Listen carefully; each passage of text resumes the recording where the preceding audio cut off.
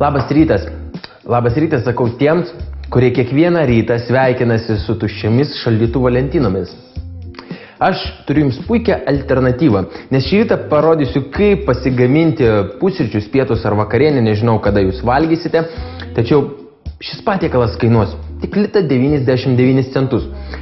O mes gaminsime dietinius cepelinus. Na, o mums prireiks jautienos faršo, svogūno, krakmolo, virtų bulvių, druskos ir pipiro.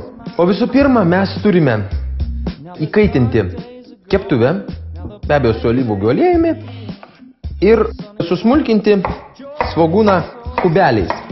Dedame svogūną į įkaitintą keptuvę ir šiek tiek jį apkepame. Matome, kad svogūnai pradėjo šiek tiek geltonuoti, be abejo jie suminkštėjo, tai yra puikus ženklas, kad mes jau galime dėti jautienos faršą.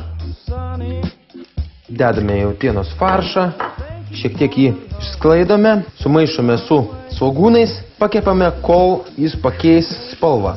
Galite iš karto pasūdyti ir berti šviežiai malto pipiro.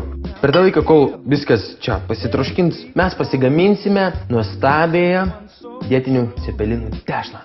Pasirūpinkime, kad po ranka būtų tarka, kuri labai smulkiai tarkuoja, ir be abejo krokmolas. Jeigu jūsų namuose yra daugiau negu 2 ar 3 šeimos nariai, tobuliausia proporcija 2,5 kg virtų bulvių ir 0,5 kg krakmolo. O toliau šiek tiek druskos, mėsa, kurios iš tikrųjų šiam patiekalui reikia labai nedaug. Reikia berti krakmolą į bulves.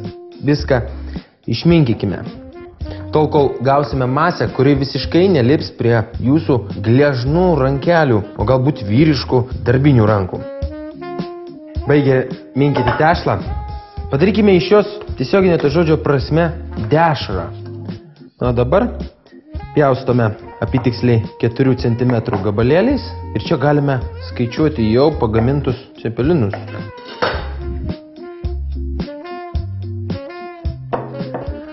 O dabar aš manau, kad mūsų mėsa jau pakankamai pakepė, todėl mes ją galime išdėti.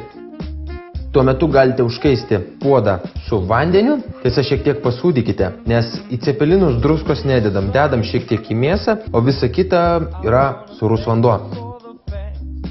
Jeigu rankas po tešlos gamybos jau nusiplovėte, pasirūpinkite, kad pas jūs ant stalo atsirastų dubenėlis su šiek tiek vandens, pasišlapinkite rankas ir galite pradėti formuoti cepelinus.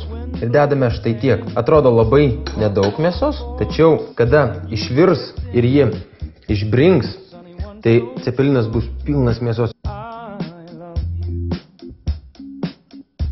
8 cepelinus savo vienam jau pasidariau, o dabar bėgti galime prie puodo ir sudėti juos į verdantį pasūdytą vandenį. Priminsiu, jog cepelinai turi virti apytiksliai 7-8 minutės, tol kol jie iškils į paviršių. Cepelinai jau iškilo į paviršių, na dabar belieka pasigaminti šiek tiek padažiuko. Ištirpiname sviestą, šaukštas riebios grietinės ir, kaip aš esu įpratęs, į padažą įberiu šiek tiek druskos. Taip, aš įdėsiu 2 tokius, išpilsime padažo ir šiek tiek petražlių.